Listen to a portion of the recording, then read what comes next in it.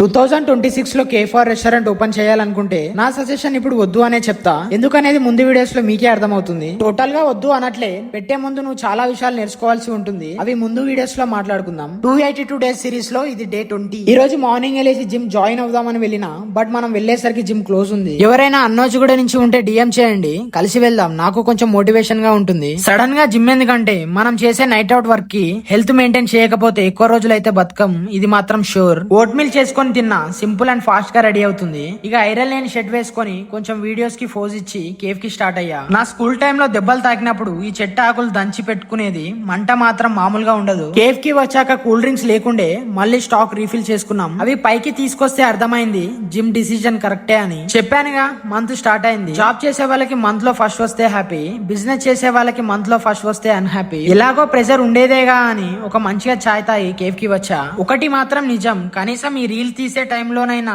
కొంచెం హ్యాపీగా ఉంటున్నా, అన్ని మర్చిపోయి.